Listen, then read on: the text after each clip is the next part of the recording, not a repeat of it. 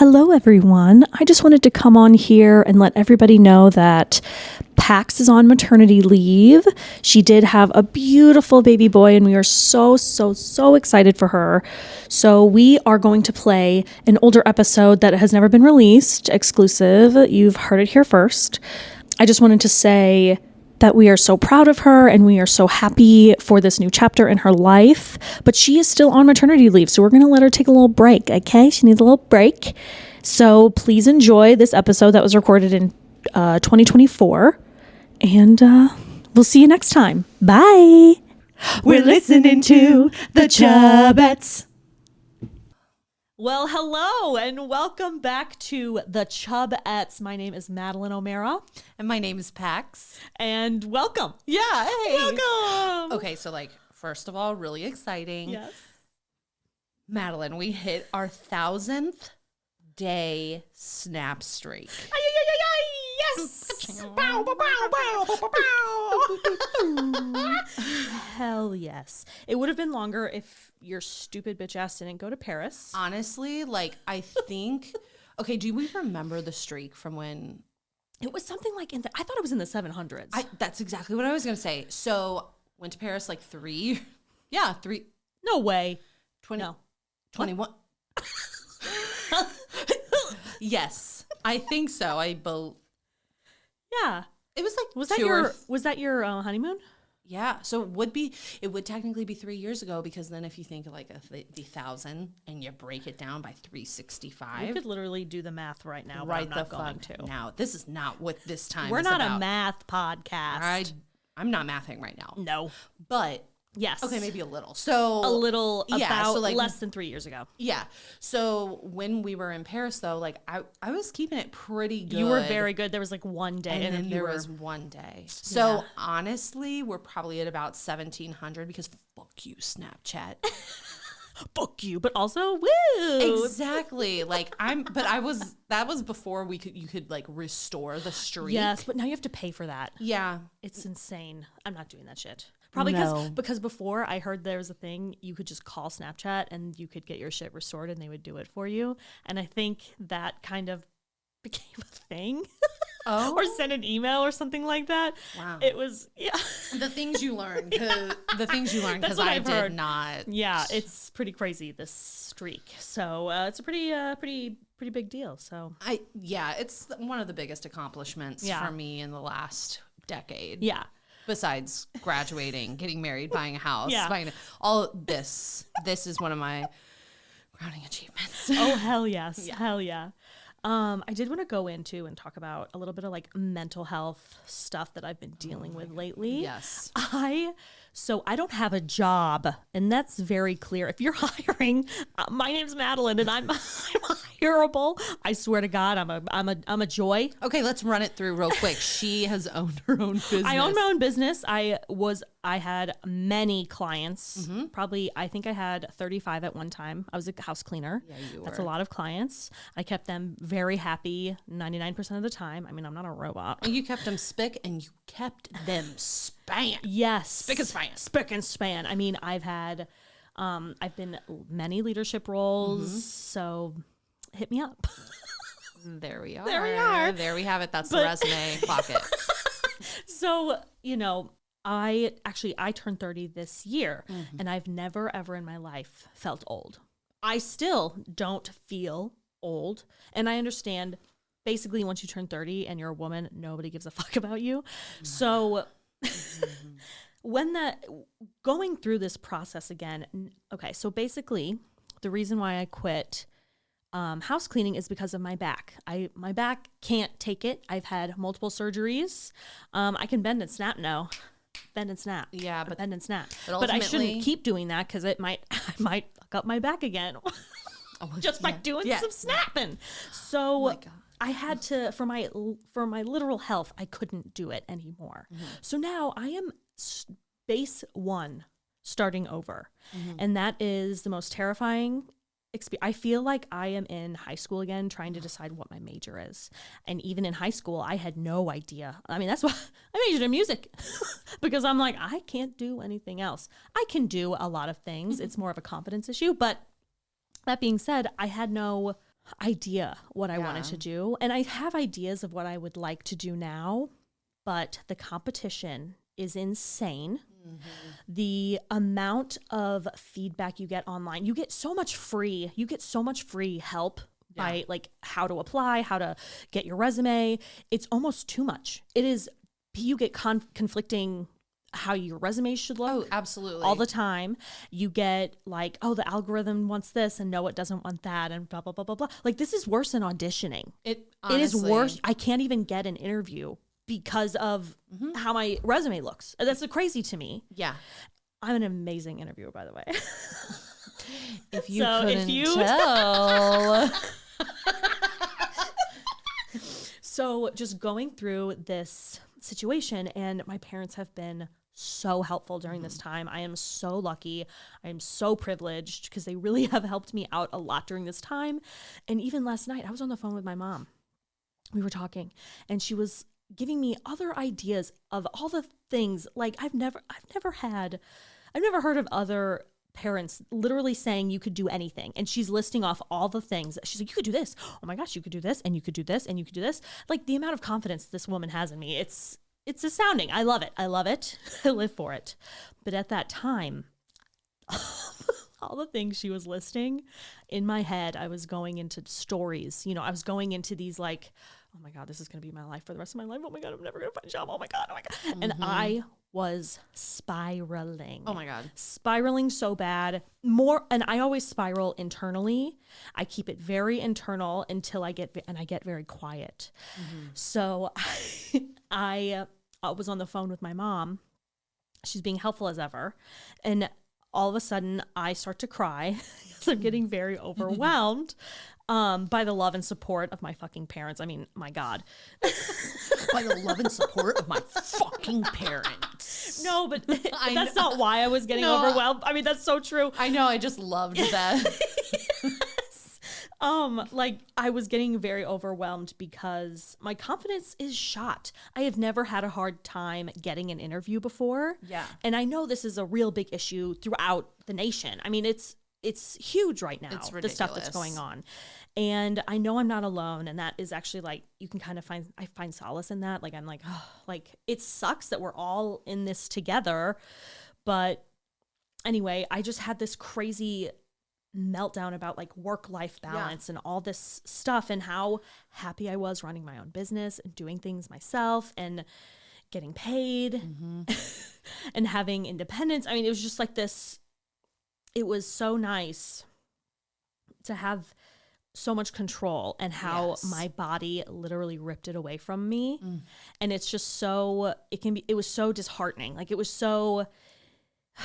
heartbreaking, honestly, because I loved my job. People were like, you cleaned houses. And I'm like, I got to go into people's houses all the time.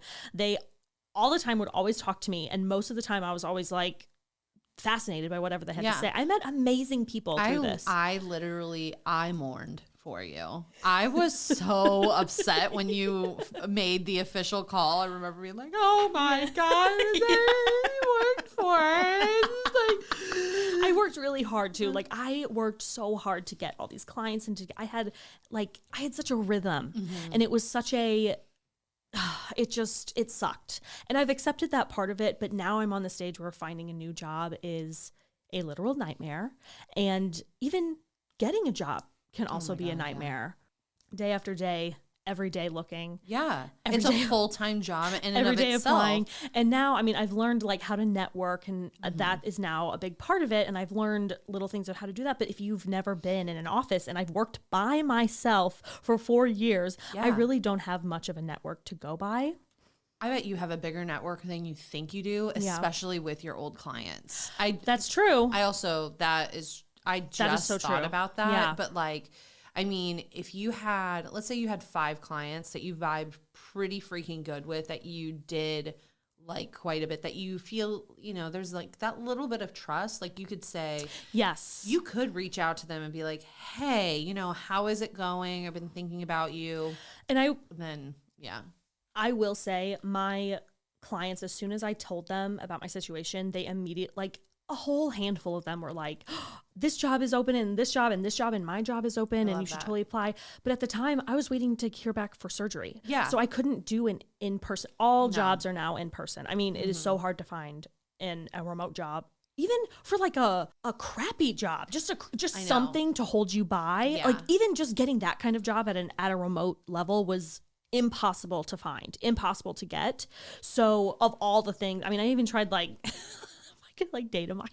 Well, no, but that's the other thing is like, oh, stuff. Then it's like what it's, I also find in job, like looking for jobs, like people be like, oh, well, I found it here. And I'm like, I didn't even think that was like a reputable or safe website. Right. Is that a real job? Like, right. It's crazy. But even so, I was getting all this love from my clients and I was so thrilled. But at that time I hurt my back again and it was really bad. I couldn't sit up. I had to be laying down for a very long time. And then I had to wait a few weeks to get word that I could have surgery. I mean, it's a whole process to get that shit done. So like I couldn't go into an office because sitting in a chair was excruciating pain 24/7, which I was already in all the time anyway. I think maybe I'll reach out to those clients again. I don't know. But I am now just in this weird spot trying to find what like works. Well, yeah. And it's fucking hard. It is hard. Yeah. And like employers aren't making it easier on anybody or themselves, to be quite frank. I mean, it's just like, I feel like it's just so many employers. I don't know. COVID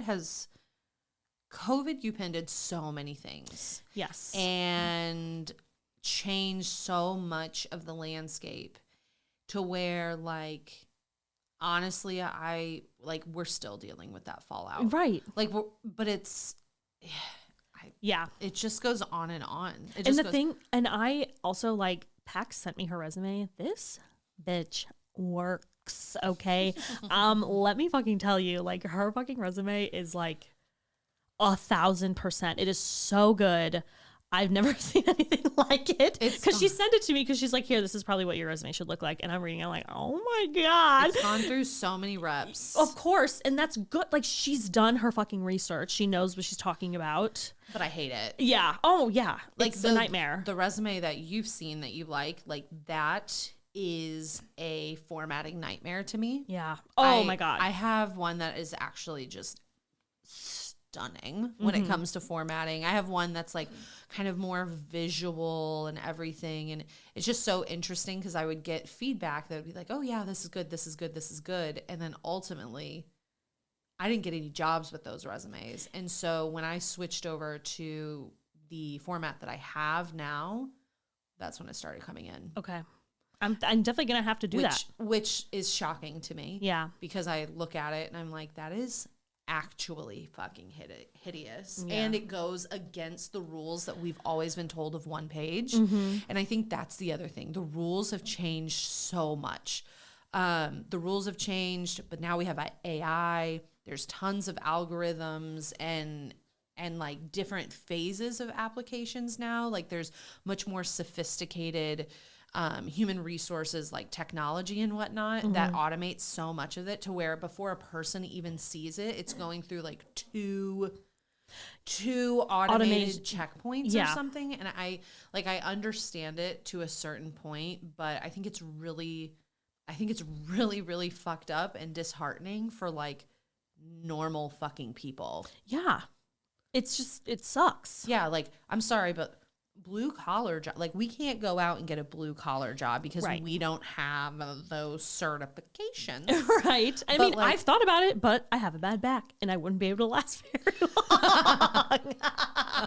She's a line worker. Yeah. No. She's fucking not. But like, I just think of that and like, we have to be going into, let's say, entrepreneurship, retail, or some sort of white collar. Yeah. I'm going to say that because we also can't go into medical, right? Right. And so, but like certain medical. Yeah. But like, it's still white collar to an extent. Right. It's admin if you're, if we're not doing the actual doctor beep boop shit. Yeah.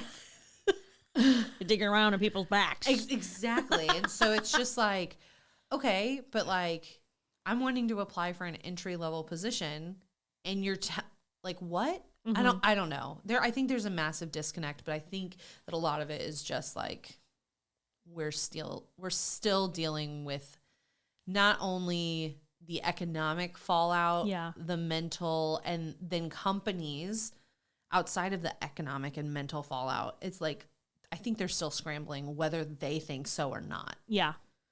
Oh, yeah. Like, they don't know what the fuck is going on either. They're like, well, I got to hire somebody. Yeah. This is, but no, it's not. Fuck off. Yeah.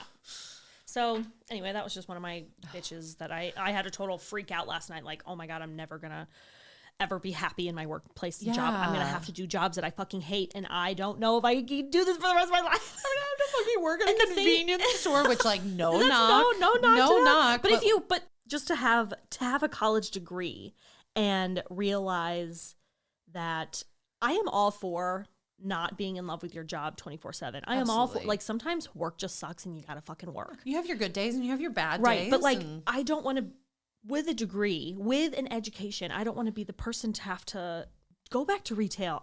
I left retail for a reason. It wasn't for me. Well, and also like much more physical than. Yes, it is. Yeah. Yeah, I'm really sorry that that's been your experience. It's not helpful to know that multiple, like, everybody is going through it. It is in a way. I know you said that kind of at the beginning. It's just like the worst thing in the world to me is applying for jobs. Yes. And so when I hear people in the world say, well, just nobody wants to work anymore. Oh my God. It makes me want to choose violence. Yes. It makes me want to get up in their face and ask them for some real goddamn examples. Now, like, I understand that there's definitely a massive group of people that they don't want to work. Right. They're going to the unemployment office. They're saying, hey, I've applied for this many jobs this week. Give me my check. Or however it works. It's something similar to that. There's definitely that in those people that work the system. Those are the people that don't want to fucking work. But the people out here in the meantime that do. But even people who do use unemployment. Well, exactly. That's just a like, small no. subset And I of knew exactly people. what you meant. Like, of course, there are always going to be people who abuse the system, but we're not here to make laws about the people, just be based on people fucking with the system. But yeah, like, it just, like, it drives me insane because that's not true. The majority of people are trying to find work or they're trying to break through in some kind of ways, because I don't know if anybody has noticed, and we can put a pin in this afterwards because I'm going to get fired up. Yeah. But has anybody, I don't know, looked at this economy lately? What the fuck? What the fuck? We all want to work. We got shit to do. Yeah, like, bills to pay, people to see. Yeah. I have trips to go on. Yes. The other thing I wanted to bring up. Okay, so the man Morgan Spurlock passed away recently. And the man Morgan Spurlock was the man who... Wait, would you say R.I.P. or nah? Nah. Go on. So this guy, he was the guy who made Super Size Me. It was a movie. It was a documentary. It came out in like 2004. And for people who don't know, oh my God. God bless, because man, it's disgusting. It was a documentary about this man who ate 3 meals a day that was just McDonald's, and then was basically putting on this experiment to see how gross he got by the end of this month. And he did it for a whole month, and he like went to his doctors and yada, yada, yada. It was a whole thing. And like, it was disgusting. Yeah. And there were points in that documentary, you got to see the other side. It was probably one of the first times you actually got to see the other side of fast food and how it's kind of worked and how it isn't probably the best for you. But like, who the fuck out there is eating 3 meals a day every day for fast food? Of course, I know that there are people who that's where they get their food. And yeah, like, it's sometimes cheaper for people to do that. Yes. So like, honestly, but I don't know. McDonald's now is fucking expensive. My God. $15. Like, it's crazy. Anyway, I'm not a Kardashian. I can't afford that. But so I always had a problem with it because I always thought it was a little skewed. I always thought that it was very like unrealistic for the modern day person. Yeah. Because that's very rare that people do that. You can eat fast food every day, but it's not for every meal of every day. I mean, even, I don't know. That's just me. Maybe I'm just, I don't know the world, I guess. But either way, okay, so he showed us the disgusting side and how gross your body gets and yada, yada, yada. Well, in 2017, it came out that this man was a raging alcoholic and was drinking heavily during the filming of this. So in my head, all of the information that you got is skewed, null and void, doesn't fucking make sense, because there were even times that the doctor that he would see every week would be like, it looks like this liver looks like of someone who has a raging alcoholic disorder. And like even saying like, this looks really fucked up. Maybe you should stop drinking as well as this situation. That didn't really get into the documentary. Okay, though. I was about to say, wait a second. That was not in the documentary part of it. But it also... So it's the B-roll. It's what got cut and put on the floor. Yeah. The valuable shit. But that's not only thing that came out. The other thing that came out was he also admitted to sexual misconduct, especially towards his assistant. And he was married at this time as well. So not only was he kind of lying through this whole situation, he also was making it difficult to work with him because he is a pig. So what, okay, real quick though, maybe I missed this. Was he just like one day like, I tried to fuck around with this girl against her will. I mean, no. When he released this, also an alcoholic. I think in this New York Times, there's a New York Times article. I read the whole thing, but I can't remember now at the top of my head. But basically, he made this statement in 2017. Oh my God, I'm saying so behind. That he was an alcoholic. But then I think he also announced that he had cancer at that time. So he announced this, but then he also admitted to multiple times in his life of sexual misconduct. Things that rhyme with grape and other things of that nature. What is this, like a deathbed confession? What, like, it's 7 years too early? My God. So for 7 years, you've been living with cancer and a free conscience? Like, I want to know what the real deathbed confession was, because this man... Yes. And he has been, I mean, apparently he's been known to not be a good person in general. So, but I think the thing that upset me, I remember watching it as a kid and being like, yeah, that's gross, of course. And now everybody vilified. It pissed me off that everybody vilified fast food. We already knew fast food wasn't good for us. It is called fast food. It is not called healthy food. And it is not called good food for you. It is called food that is convenient. It is not food for health. But it also made it seem like, I remember as a kid, anybody that showed up with McDonald's after seeing that would be like, ew, you're disgusting. I can't believe you're going to eat that. And that started, it honestly helped start my issues with food at a very young age. And I'm not saying that McDonald's is healthy by any means, especially in that at that time, because they went over all the. I remember them going over the calories of the salad that they had. I know, actually, I remember, and the salt and the sugar in the salad. It made me that particular part made me so sad, because I remember, like, I was like, oh my God, they have salads. And just being in high school, really involved in sports and all these different activities. Like, it was a small town, so like if I needed to run and get something, and I was like, McDonald's has a salad. Yes. Yeah. And I fucking loved the salad. It was so good. I'd get it with some grilled chicken, all of that jazz. And then when I found out it was like essentially worse than a Big Mac or whatever it was, I remember being like, are you fucking kidding me? And on that, I actually, like, as a really young child, I cannot actually remember why I did this. My mom and I, there was something about it. We talked about, I think it was like the chicken nuggets or something, them not being real. I don't even remember. And I did not eat McDonald's. I personally boycotted it. Right.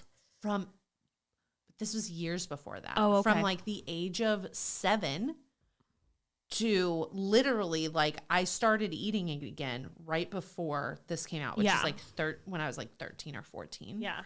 And just being like, are you fucking kidding me? And I don't think I really ate McDonald's for like another 2 years. And then I started getting really kind of drunk on the regular on the weekends and partying. And so we ended up at McDonald's at 4 fucking a.m. Yeah. And so it was like, I just remember for such a long time. And then after that, everybody was so particular about everything. All the cafeteria food, all of the food that your parents would make you. I mean, to the point where like I had friends that would be like, I can't believe you're eating lunch at school today. Like you're eating the cafeteria food. And I'm like, are you fucking kidding me? Yeah. So it's actually... It's spaghetti day. Of course I'm eating the food at the cafeteria. It's pizza day. I don't care that it's a square and actually a little disgusting. It's the best day. Yes. Are you kidding me? We have rolls today. Let's go. God, but I think it pissed me off to then even realize that it was all for naught anyway, because he lied during the whole filming of it, and it was so upsetting. Yes. And I know that this information is probably not new to a lot of people, and I'm kind of slow on this situation, but it's just upsetting. It's just upsetting to constantly, you're a woman and you're always berated on every little fucking thing all the time. And and I know this thing in particular was not just for towards women. Obviously it was a man that did this. No, but it's just like a culture that is primarily geared towards women. Right.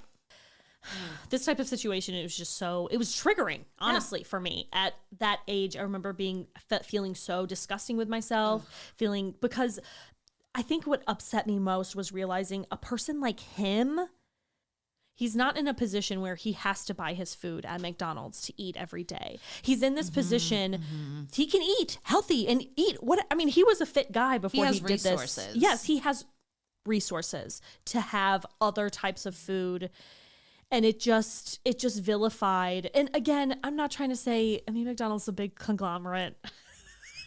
All these fast food places are big conglomerates, whatever, of course.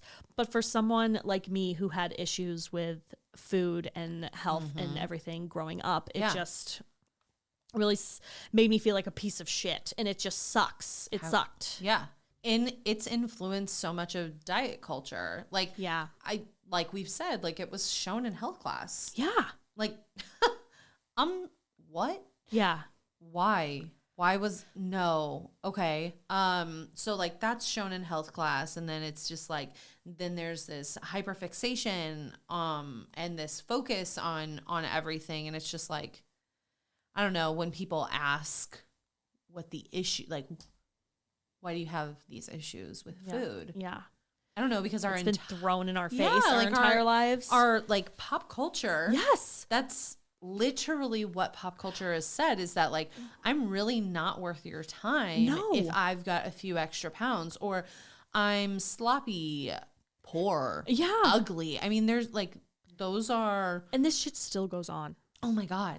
I mean. All the time. I mean, okay, so there's a story with social media. Okay, social media is insane. So I saw this comedian on comedian Kira Sullivan. She's so freaking funny. Love her to death. She made a video. It was a response towards this crazy trend of women saying that they have septum arms. And even repeating it now, I feel bad, because it was like this whole point. You'll understand. So there was this real trend online of women, young girls mostly, saying like, oh my God, you have septum arms. A septum arm is an arm where the upper part of your arm is bigger than your wrist. Sign me. So I mean, I'm a human woman with a body and muscles and air. Get the fuck out. I know. Who would have known? Who would have known that? But I am not a Barbie. I am not a doll. That's what dolls look like. And even nowadays, most dolls don't look like that. But just the fact that in 2024, people are still trying to get rid of their arms. It's like thigh gap all over again. Oh my God. But even worse, it's I cannot. I'm having an aneurysm because I just can't. I can't explain how explain how insane this is. Because, okay, so this comedian, Kira Sullivan, she goes on to make this funny video about vuvuzela arms. And she clearly, it was a very clear made up thing talking about how ridiculous it is that this trend with septum arms is going around. And so she made up this term vuvuzela arms and how you should get rid of your vuvuzela arms or you're gonna fucking die. Like, she went into this, it was very funny, but she went into it and then eventually her video for vuvuzela arms got around. People started thinking that vuvuzela arms was a real issue, a body issue, a fatness. I don't know what it all goes back to people being fat. And it to where she had to make another video like that was a joke. I was talking about how insane it is that people online, and that she goes into saying how like crazy social media is. You can't believe everything you fucking hear online because I made up the word vuvuzela. That's not a word. Like, I made it up. Yeah. Then it's just, it goes back to me being infuriated by how women will bring down other women. And I know, okay, so I'm a huge fan of Drew Afwalo. She's amazing. Love her. She just came out with this book. I need to read it. I still haven't read it yet. But basically, like, this internalized misogyny and basically women hurting other women because of this internalized misogyny. Absolutely. And this internalized, we should be thinner, we should look a certain way, we should be a certain way, all honestly based on what men think. Yes. To be honest, because that's how you find a man, is by looking the best. Mm-hmm. In plain day, of course there are other reasons, but plain and simple, that is like what it is. And going into all these different micro insecurities that aren't real, like it's messing with our brain chemistry. It is infuriating and it's exhausting. It's why everybody wants to get rid of social media. I think social media can be so great. That's where most young people get their news. Mm-hmm. It's where it's super important for a lot of people. My husband streamed the presidential debate last night through social media. Yeah. We didn't watch it on TV. We watched it through social media. Mm-hmm. It was a live stream.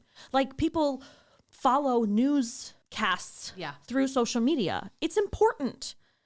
But I think this part of it makes it so hard to fight for social media. Well, because there's a few things there. On one hand, like, nobody verifies their information. Like, it could have been as easy as somebody Googling what is vuvuzela arms, and they would find that there's literally fucking nothing on it besides that one video. Yeah. But people don't do that because it's actually, I think it's like over 50%. And I'm saying over 50% because I don't know the exact number. It might even be, I think it's around 60% of Gen Z goes to like social media for their news. Like, they search social media for news.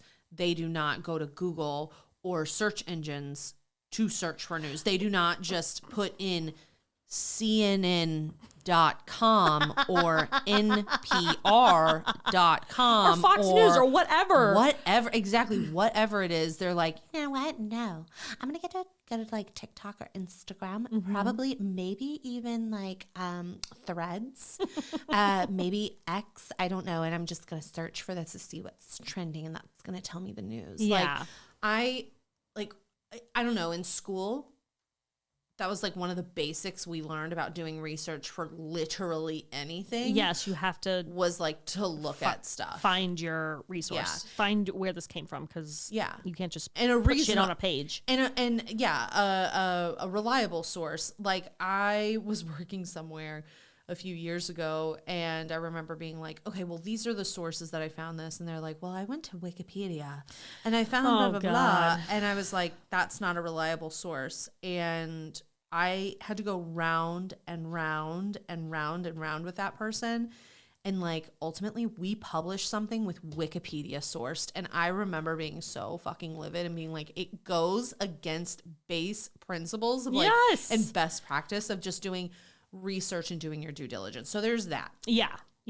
There's that. But then like, going back to like, it's this ridiculous culture of putting us constantly in a box. And I am really fucking sick of it. Yeah. I'm sick of it. And McDonald's, if you want to sponsor us, please do. We're here. We're the Chubettes. We love you. Let me tell you, this is how I you're a little bit as to how I keep my figure. That's why we're the Chubettes, okay? Yeah. I will eat your stuff 3 times a day and film it and post about it. Like, talk honestly, about how great I feel. The perfect dinner to me is like a crisp Coke Zero, which, by the way, you do not carry Coke Zero McDonald's, and I would just like to put in a formal complaint, like fuck Diet Coke. Coke Zero is the way. Yeah.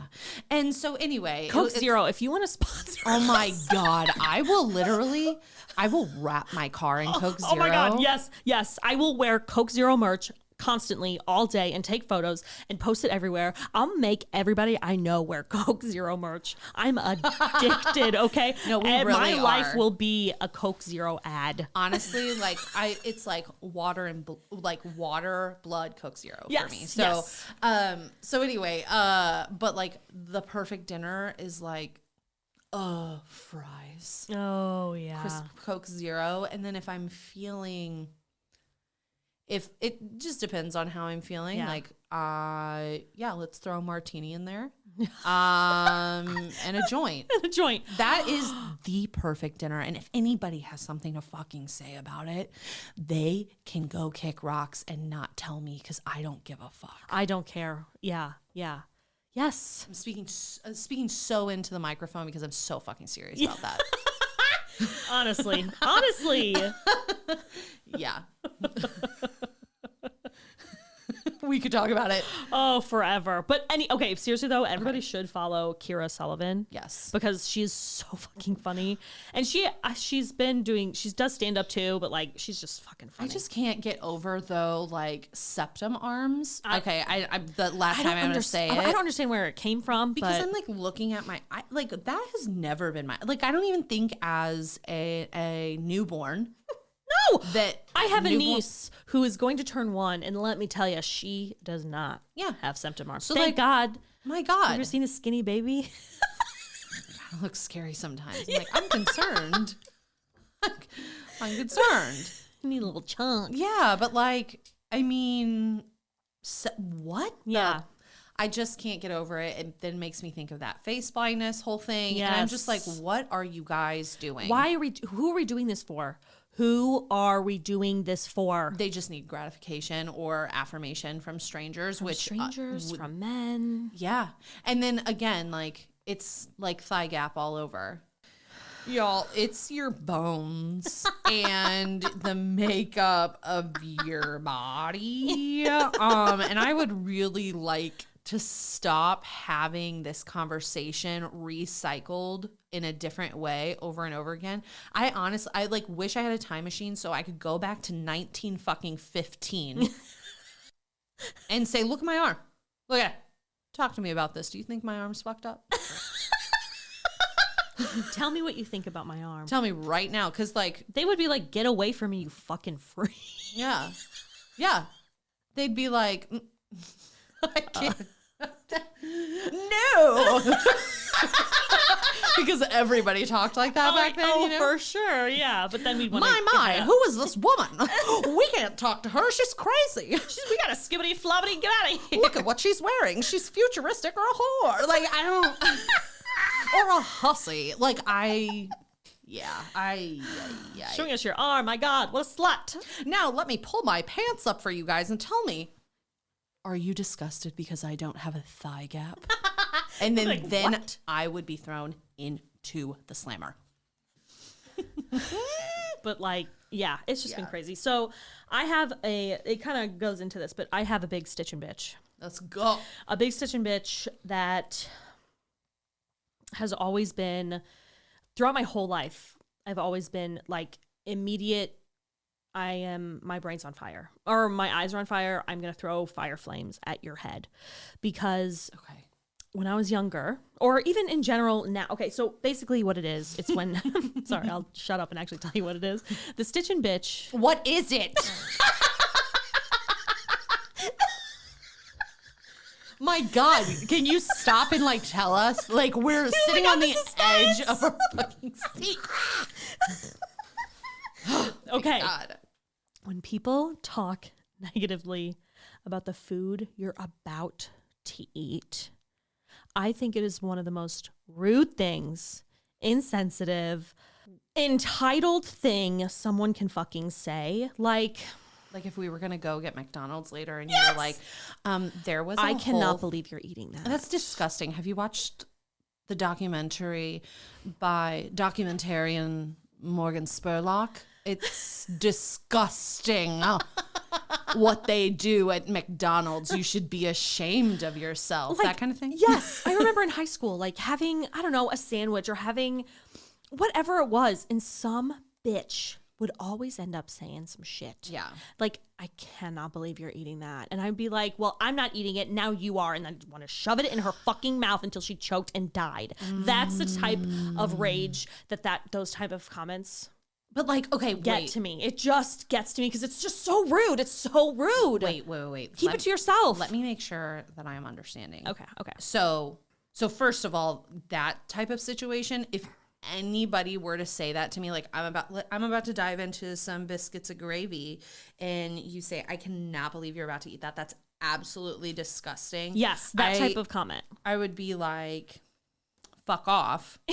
Honestly. But then are they also like, you buy a or you're at a restaurant and you order a sandwich, server walks away and somebody says, yeah, so like, I didn't want to say anything, but that sandwich kind of smells a little bit like ass on a summer day in Rio and tastes like dick. But I didn't want to tell you that because I didn't really see a really good opportunity for that. Are you also saying in that situation?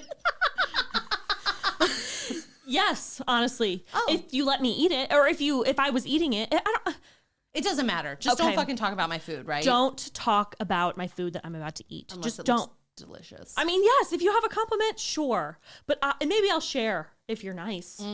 But honest, it was just, I always felt like I would get those type of comments all the time. It's not like I'm eating like fish or eating something stinky with deviled eggs. I'm sorry though, for people to say that both you and I are intimidating or they're scared to talk to us, and then they have the time and the audacity to say those kinds of things to us, and then be shocked at our reaction. All I'm saying is fuck around and find out. Honestly, like I wasn't asking you. I didn't ask you what you thought about my food. I don't really care what you think about my food. Ooh. You are allowed to keep shit to yourself. You're allowed to keep it inside. You don't have to tell everybody what you fucking think about things. You know, my mama said, if you ain't got nothing nice to say, you shouldn't say anything at all. So I stick to what my mama said. That's right. That's right. We're good Southerners. No, I hate that. But yes. What was your stitch and No, bitch? I hate that. No, I hate that. I hate that. You're stupid. Anyway, so... Didn't mean it like that. I know. I'm just messing with you. But for me,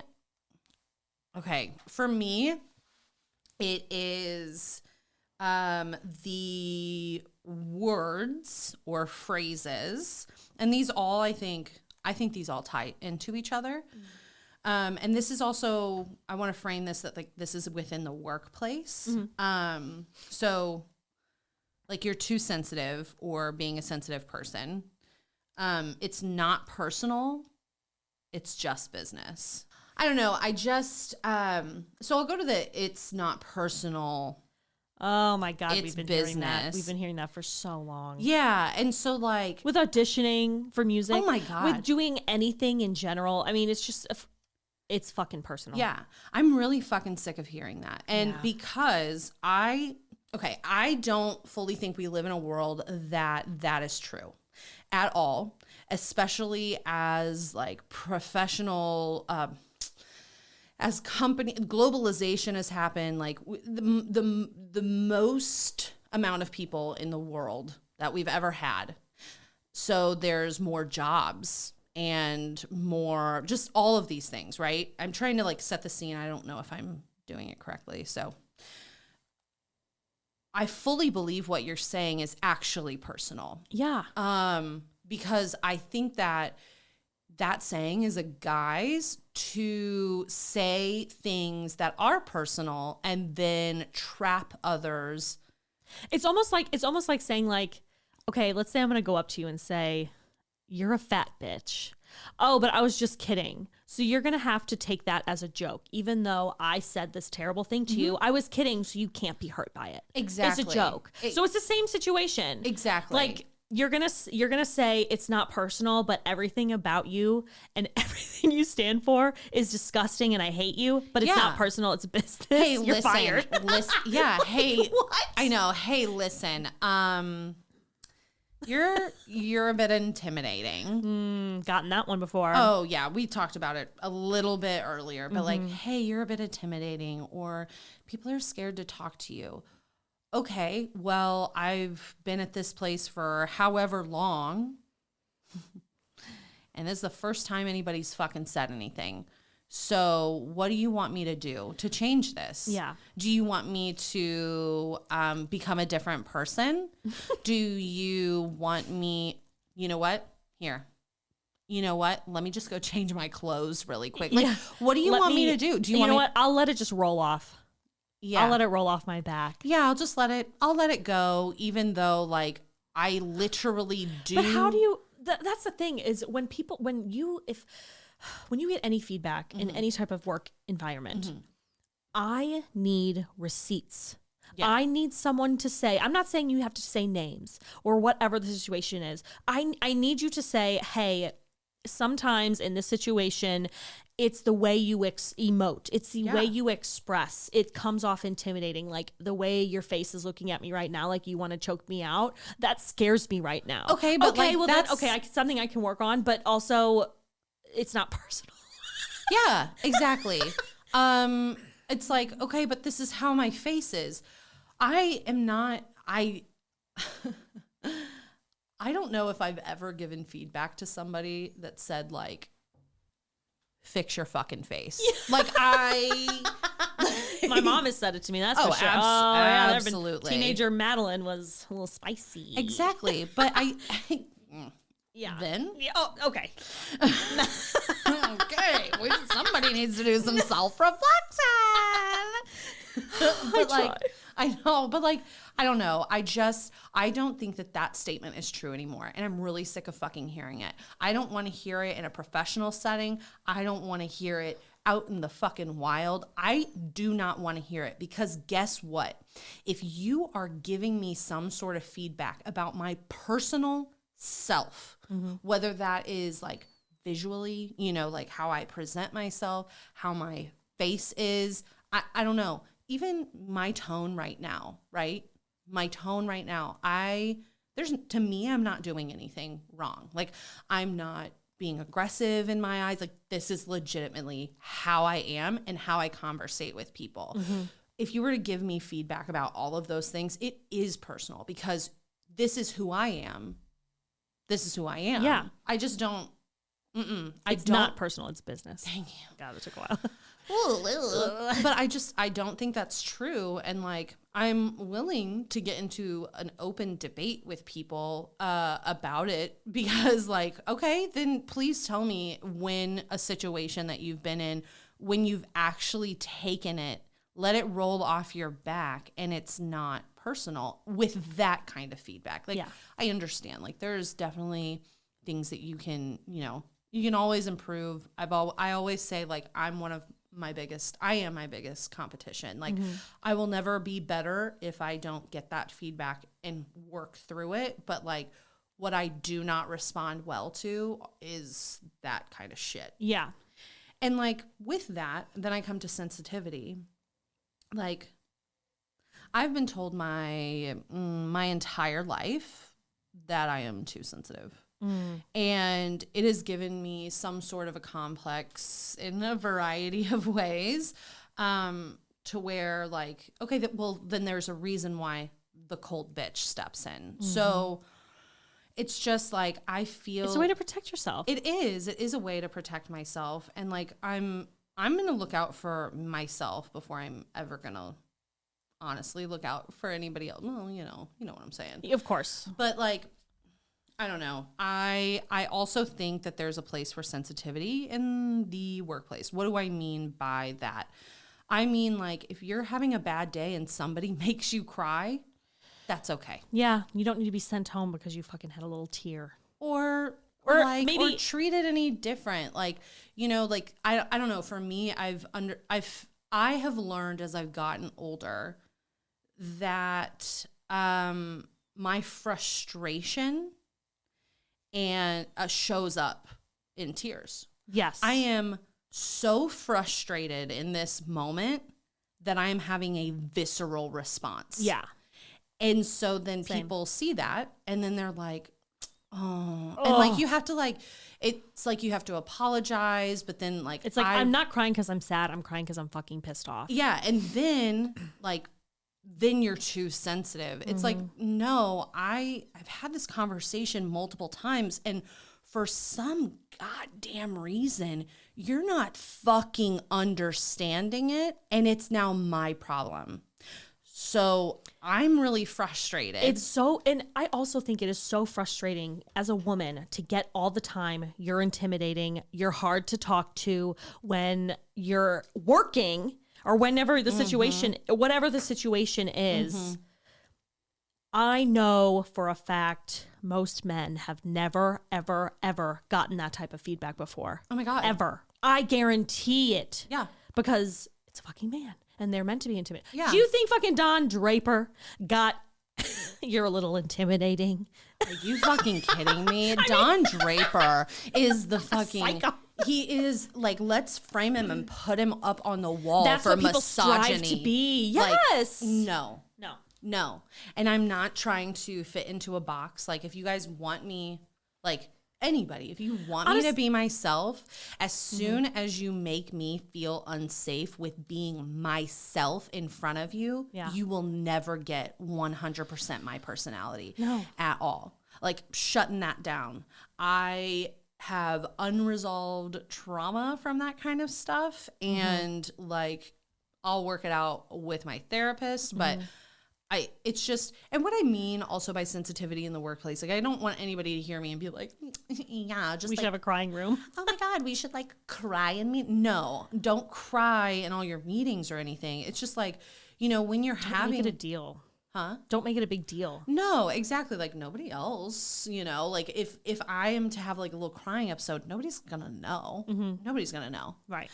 And the only way they'll know is if that person that I cried in front of breaks that confidence and shares that with literally anyone else. Yeah. Whether it is a direct colleague, whether it is somebody like their boss, I don't care.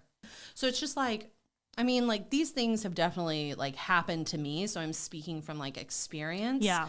But like, to get basically feedback that says that people are intimidated by you, and then in the same breath that you might be too sensitive, doesn't make sense. Or to like, it just doesn't make sense at all. No, it's like, I guess it's like, okay, if you're too sensitive to where nobody can come up to you, but that's not the case that I'm specifically talking about.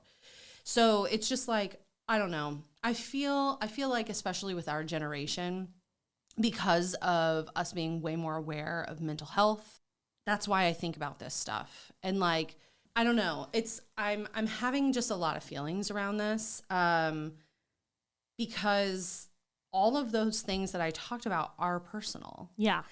And so like, but also like, me as a person, I am accomplishing this job and doing this and trying to do it to the best of my ability.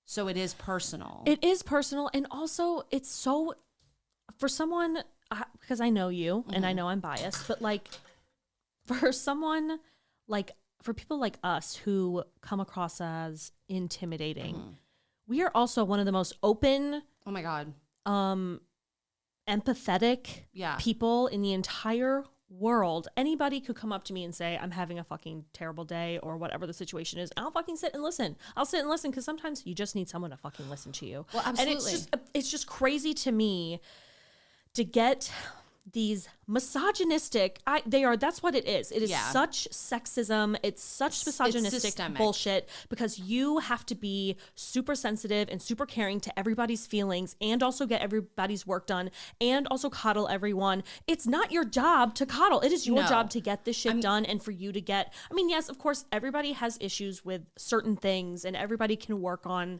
certain situations, obviously. Yeah. But like if you're going to talk to your boss and call him a stupid fuckhead, maybe don't do that. But it's just it is so, this is it all, like this whole episode, it's just being a woman is so fucking in these minute details. It's like it's honestly it's a wild ride, man. It's so different because it's so micro, but it's 1,000 micro situations. It is. And so all the time when I go to, again, it's not personal, it's business. Like, I don't know. I feel like I didn't explain myself the way that I wanted to really explain this, but ultimately, like, I truly believe that now that is a guise to actually say something that is harmful and hurtful to others. I don't think that is a real saying anymore, and I don't think we should be using it. Like, I don't like it at all. Because also your job is your livelihood. Yeah. And they want you to care. But don't care so much that the feedback that I'm giving you that could allow you to keep or lose your job, don't take it personal. Yeah. Like, that's honestly, like, that's insane. That is insane. That's crazy talk. Yeah. And it's just like, that is like mental and emotional gymnastics that, like, no, like that. No, shut the fuck up. Mm-hmm. So anyway, be sensitive, be yourself. Like, be yourself, be sensitive. I mean, yes, be professional. We're not saying to be unprofessional and like be psycho bitches and go insane. Oh my God. No, don't. No. Don't do that. No. It's just, realize that it is personal and that they're out to get you and that you should get them. Fuck the man. Let's get them. Oh, grab your torches and pitchforks. Let's get them, ladies. Exactly. Oh, well, I think that's a wrap for us today before we melt away in the studio. Oh my God. I thought it was just me. I am sweating like a whore in church. So you heard it here first, y'all. So thanks for listening and good luck out there. Man, we're ending on a downer, but be yourself at work, but not too much. Downer and upper. Be yourself at work, but not too much. And happy 1,000th Snapchat streak day to Madeline and I. Yes. And Snapchat, you can absolutely sponsor us. Like, I don't want you to think that we're Snapchat comment earlier. Listen, it's not personal, okay? It's business. It's business. And on that note, we'll see you later. Bye-bye. Bye. Hey, hot tip. Any advice we give, don't take it. We are not experts. This is all for entertainment purposes, and have a good time. All right. Bye. I wish I was recording. You fucking twaffle. Twaffle. I am a twaffle. I am a huge twaffle. What'd you say again? That's a twat.